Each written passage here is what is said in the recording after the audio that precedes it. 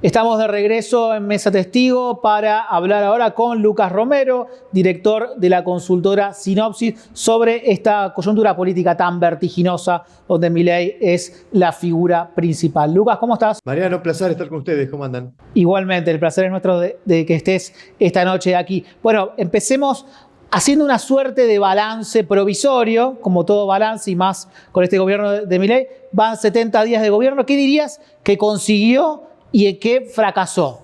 Siempre ese tipo de balance obliga a mirar el rasgo más estructural del proceso, y el rasgo más estructural del proceso cuando uno se va al inicio es el inicio de un ciclo político de un gobierno en hiperminoría, con una debilidad legislativa muy marcada, que enfrentaba un desafío económico de gran magnitud. Esa asimetría entre la debilidad política y el desafío económico le imprimían a este proceso, para mí, la principal característica, que es la restricción decisional del Poder Ejecutivo para resolver el desafío económico. Esa restricción decisional es que el Ejecutivo no tiene capacidad autonómica para tomar decisiones.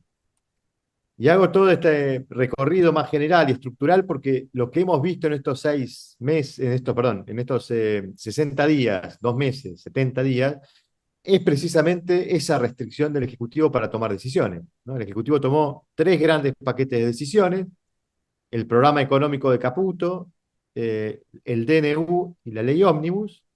Y si uno analiza qué pasó con ese paquete de decisiones, la ley Ómnibus está caída, el DNU está judicializado, habrá que ver si algunos capítulos están suspendidos, habrá que ver si sostiene su vigencia después de lo que resuelva la Corte. Y el programa económico de Caputo tenía algunas decisiones que estaban en la ley Ómnibus, con lo cual es un ejecutivo que intentó tomar decisiones y muchas de esas todavía no las pudo tomar. Y esto es una peculiaridad que no hay que desconocer, porque esto define los márgenes de acción para resolver el desafío económico.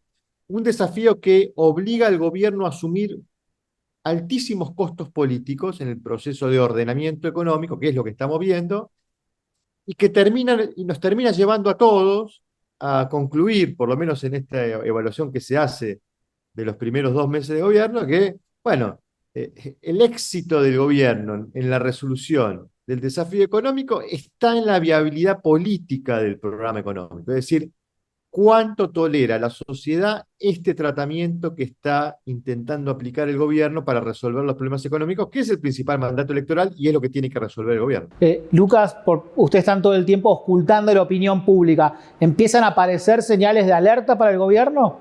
Te cuento lo que estamos viendo en materia de opinión pública, porque lógicamente cuando nos preguntamos si el cuerpo social tolera el tratamiento, bueno, hay que mirar indicadores de opinión pública, indicadores sociales. Nosotros lo que vimos es, en el primer registro que tuvimos a mediados de enero, una caída en los niveles de aprobación y de imagen del gobierno en relación a lo primero que habíamos registrado al inicio del ciclo. Lo que nosotros llamamos bajó la espuma. Es decir, un apoyo blando que el gobierno recogió en buena medida también, que se vio reflejado en ese 55,67% que sacó en el balotaje, que no es un apoyo convencido y que, bueno, con el comienzo y la adopción de medidas impopulares, de medidas que están produciendo impacto, sobre todo en términos de poder adquisitivo, bueno, el gobierno lo perdió, Milei lo perdió. Y eso lo puso en torno a un 45% de aprobación de desempeño del gobierno y 45% de imagen, con saldo negativo en ambos. Esto ya en enero, por lo menos en nuestros registros. Lo que vimos en febrero es cierta estabilidad en esos valores. Es decir, bajó la espuma, el gobierno comenzó con un nivel considerable de apoyo, pero con saldos negativos. Bueno, nos resta saber qué va a ocurrir en marzo-abril, que a nuestro entender es el momento crítico para evaluar si estos niveles de apoyo, que no son de gran magnitud, pero no dejan de ser considerables y relevantes, se sostienen. Y ahí empezaremos a medir, bueno, con qué sensibilidad la sociedad evalúa el costo de este programa de ajuste que está implementando el gobierno, que, insisto, tiene el objetivo loable de darle salud a la macroeconomía, pero que no deja de tener un impacto social en términos de poder adquisitivo, en términos de empleo, en términos de calidad de vida, en definitiva, lo cual puede repercutir en la popularidad de Milei. Lucas, Milei plantea algo así como que la gente compró, no sé si le dio un cheque en blanco, pero por lo menos compró el paquete completo de las políticas que está llevando adelante. ¿Ustedes han podido desagregar qué medidas de las que está llevando adelante Milei tienen apoyo y cuáles no? Sí, a ver, las medidas que están orientadas a la corrección de los desequilibrios fiscales o del desequilibrio fiscal por la vía de el achicamiento del Estado, el ajuste en el empleo público o el ajuste en el gasto político, todas esas medidas tienen amplio consenso, que es un poco el ajuste lo paga la casta, ¿no? Si el ajuste lo paga la casta, la gente apoya. Ahora, digamos, los aumentos de tarifas por la vía de la reducción de subsidios económicos o la privatización de algunas empresas emblemáticas, como pueden ser YPF, Aerolíneas Argentinas, y hay que hablar de las dos grandes propuestas electorales de Milei, que son cerrar el Banco Central o dolarizar, son medidas que no tienen amplio consenso. Y ahí es donde uno empieza a matizar un poquitito esta idea de, bueno, la gente va a apoyar el ajuste fiscal porque entiende que esto no se sostiene. Bueno, esto es medio relativo porque la forma que la gente apoya el ajuste fiscal son formas insuficientes de ajuste fiscal. No alcanza con ajustarle a la política, con reducir el gasto administrativo burocrático del Estado, con achicar el Estado, con vender empresas públicas. No alcanza. Y el resto de las vías de ajuste son vías que van a tener impacto social y que van a tener probablemente rechazo social. Entonces, acá es donde uno empieza a preguntarse e interrogarse, bueno, ¿cuánto más sostendrá Milei estos niveles de apoyo si él está yendo por otras vías? Porque creo que el costo político que tuvo para Milei la caída de la ley ómnibus es la pérdida del paquete fiscal, porque el paquete fiscal tenía componentes impositivos, o sea, tenía componentes de aumento de ingresos por la vía de incrementos impositivos en pos de corregir el desequilibrio fiscal. Reponer ganancias, subir retenciones, que son impuestos que obviamente para los sectores afectados no son tolerables, pero para el conjunto general de la sociedad son mucho más tolerables que el ajuste lo pague el ciudadano común con aumento de tarifas, con aumento de transporte público, con otro tipo de recortes que impactan en el bolsillo de la gente. Entonces, ahí hay una pulseada. El gobierno perdió el paquete fiscal y está siendo obligado a ir a perseguir sus objetivos de corrección fiscal por una vía políticamente más inconveniente. Esto creo que es el costo que dejó este saldo de los primeros 2 meses. O sea, el gobierno no pudo pasar el paquete fiscal por el Congreso, está obligado a hacer un ajuste políticamente más inconveniente. Lucas, ¿te parece que este estilo, dos en una, sobre el estilo confrontativo, muy agresivo, hiperactivo de Milei en redes, si le rinde, le sirve, aunque sea para galvanizar ese núcleo duro que él está tratando de cuidar en el momento más fuerte del ajuste, y se parece que es un estilo que llegó para quedarse en la historia, en la política argentina? Bueno, yo creo que hay dos aspectos que uno puede evaluar en estos primeros meses respecto del funcionamiento del gobierno en virtud de sus objetivos, porque está la hoja de ruta y después está la estrategia para perseguir los objetivos de la hoja de ruta y la pericia política para implementar esa estrategia. Esas dos dimensiones son las que creo que han mostrado muchos déficits.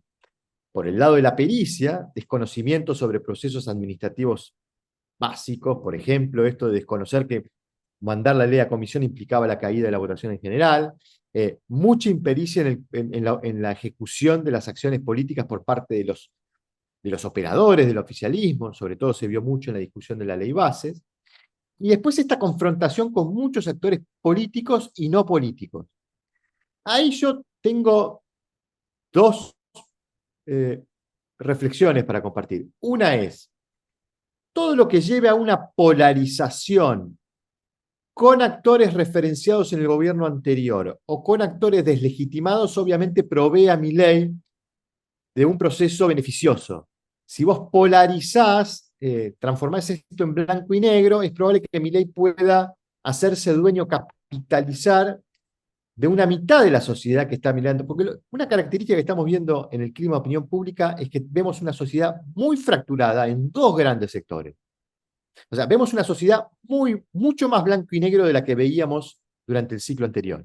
Hay gente que está muy a favor de esto y hay gente que está muy en contra de esto. Y los dos grupos son muy grandes. Entonces, si vos polarizás, dividís blanco y negro, podés hacerte dueño de una de esas mitades. Y eso puede ser beneficioso para Milei. Ahora, la confrontación política con múltiples actores me parece que achica los márgenes para que Milei pueda lograr los consensos necesarios para tomar algunas decisiones que le pudieran hacer el camino políticamente más liviano. Y creo que esta búsqueda de la confrontación con múltiples actores ofrece riesgos políticos que pueden ser o pueden acarrear costos políticos. Entonces, ¿le sirve polarizar? Sí. ¿Le sirve pelearse con muchos actores políticos que necesita para tomar decisiones? No. Ahí es donde me parece que aparecen, me parece que inconveniencias. Y después está estos rasgos de pelea con actores no políticos, como ocurrió con Lali Espósito, que la verdad que ahí uno desde el punto de vista de la inteligencia política no encuentra las razones de ser de esa pelea, ¿no? Porque sobre todo para un dirigente que tiene y que ha tenido mucho apoyo en los sectores jóvenes. Milei se la ha estado agarrando con figuras muy populares en los segmentos jóvenes. No solo Lali, ¿no? Por mencionar, después, digamos, las disputas con María Becerra, la que, digamos, militantes del oficialismo llaman María BCRA, digamos, esta confrontación con actores populares, con músicos sobre todo, que son muy populares en el segmento joven. Entonces, yo ahí me pregunto si esto no va a traer como consecuencia un envejecimiento de la pirámide poblacional de apoyo de Milei.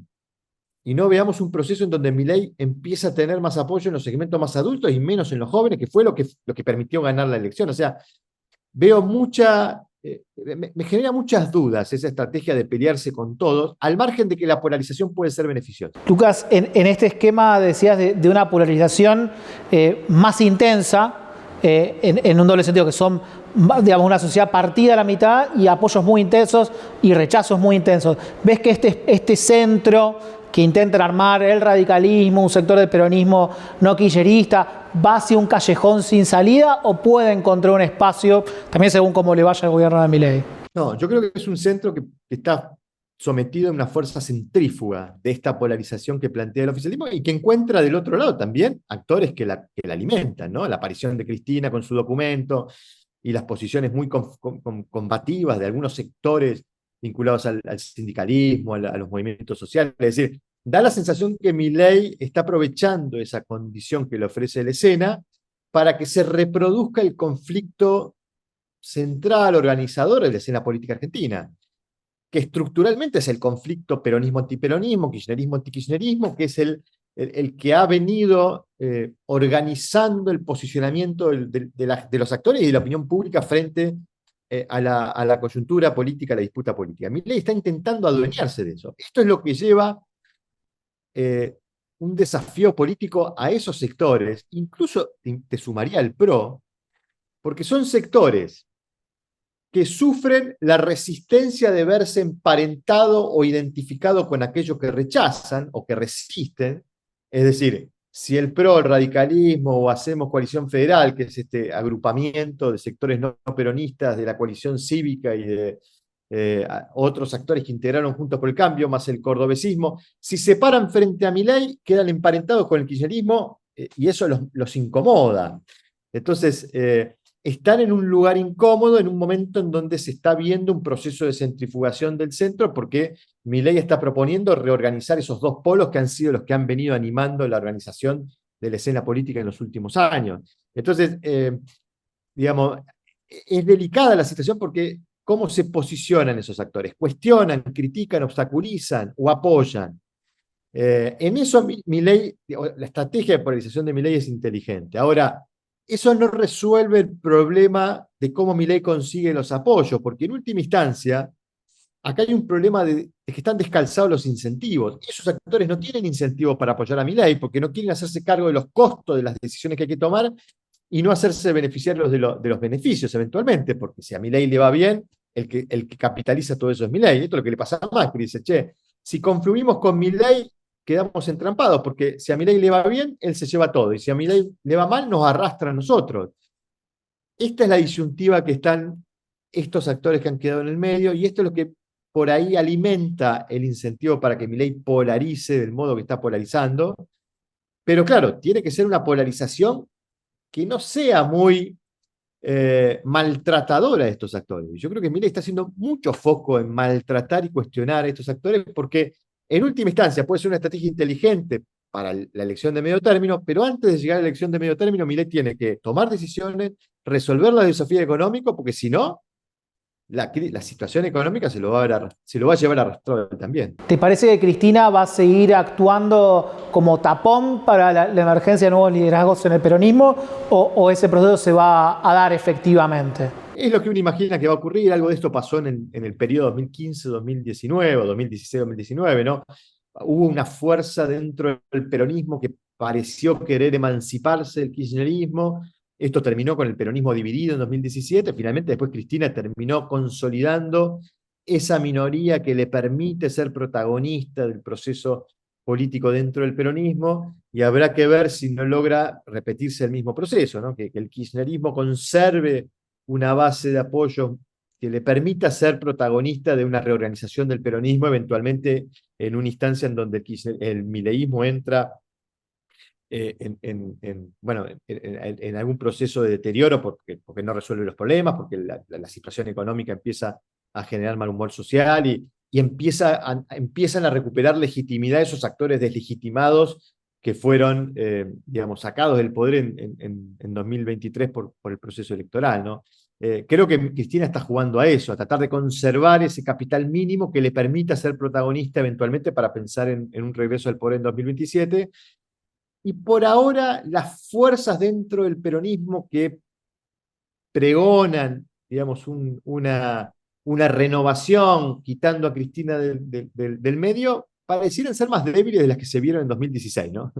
En eso Cristina quizás tenga una ventaja, o si se quiere, el actor que Cristina pretende sea el que lidere esa renovación o esa recuperación, que creo que es Axel Kicillof, ¿no? Me parece que ahí claramente la figura emergente dentro de ese espacio como la que pudiera protagonizar una recuperación de la legitimidad para volver a ser competitivos de cara a 2027 es Axel Kicillof, y no se ven otros liderazgos que los amenacen desde dentro del peronismo, más allá de lo que está pasando con Yarlora, que habrá que ver en qué termina, porque Yarlora claramente está en ese grupo del medio del cual hablábamos, que es un peronismo que nunca se ha identificado con el kirchnerismo y que no creo que lo haga porque en Córdoba eso puede ser muy costoso, ¿no? Lucas, muchísimas gracias por esta entrevista Mesa de Testigos de esta noche. La verdad que ha sido un placer conversar con vos y bueno, estamos en contacto, que la realidad argentina nos va a dar muchas oportunidades para volver a conversar. Será un placer, Mariano. Un abrazo grande, un placer. Gracias, un abrazo grande.